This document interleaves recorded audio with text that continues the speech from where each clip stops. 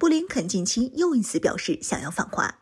但是我国已经给过美国很多次机会，是美国不珍惜。来看详细情况。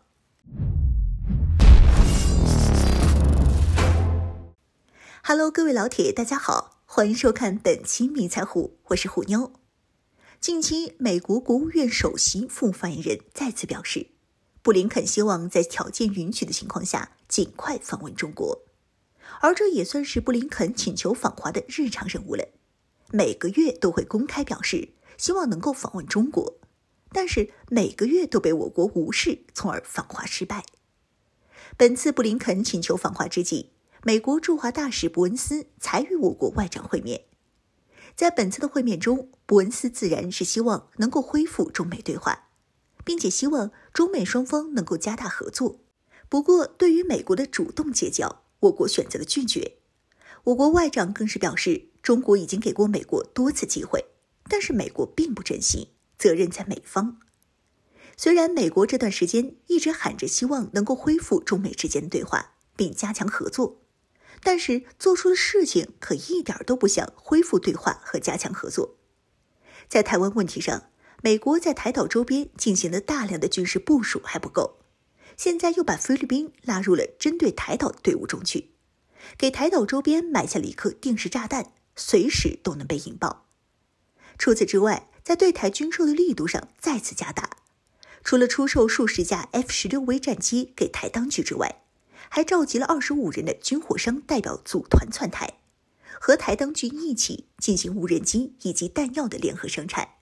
企图将台岛全副武装。在针对中国的态度上，美国也是大肆炒作，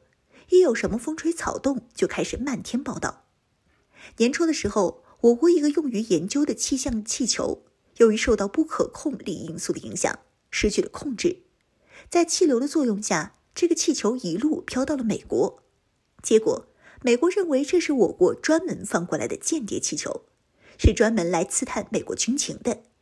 所以一面大肆炒作，一面又出动战机要击落它。第一次这气球飞太高， F-2够不着，只能无功而返。第二次这气球飞到1万多米高空才能够着，直接发射导弹成功摧毁，还划下了封锁区，派军舰打捞碎片。还有，美国说希望中美双方加强合作这点，美国可是一直都在制裁我国企业。大家都知道，美国是一个科技大国，绝大部分企业都是科技型企业，技术就是这些企业的生存之本。而我国的科技企业现在出现了后来居上的趋势，在不断的追赶美国，所以美国为了维持自己的垄断地位，对我国的这些科技公司进行了大量的制裁。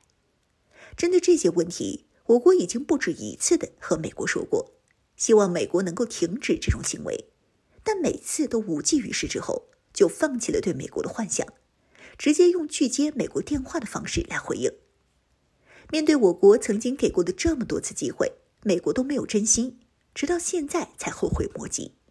希望中美能够对话，恐怕就有点晚了。而且即便是现在，美国的这个请求访华态度也不诚恳，纯属把我国当成冤大头，专门用来帮助美国缓解经济危机来了。对于美国的债务危机，美国财政部长耶伦就多次强调了，如果在本月中旬前没有商讨出具体结果的话，那么在下月初可能就能看到美国政府的债务违约引发一系列问题，最终导致美元崩盘，美国陷入混乱当中。要说按照以往惯例，美国政府直接把这个债务上限提高就行了，但那是以前。现在的美国政府提高了债务上限后，可就没那个能力还这么多的钱了，而还不上这个钱，那美债就失去了信用，没人会买。其他买了美债的国家也都会纷纷抛售美债，导致美国经济崩盘。而以麦卡锡为首的众议院人士主张削减政府开支，但是拜登政府又不同意。在欧洲国家已经被榨干无法吸血的时候，唯一有这个能力帮美国解决当前问题的，也就只有中国了。因此，美国即便是再怎么不乐意，也不得不把对中国的敌视放一边去，先把美国当前的危机给解决了再说。不过，面对这次布林肯再次发出的访华申请，显然是又失败了。从我国的回应中也能看到，美国如果想对话的话，那就得把态度给放端正，停止对我国的制裁，并且在台湾问题上要用实际行动来表态。别的不说，起码在菲律宾的9个军事基地是别想了。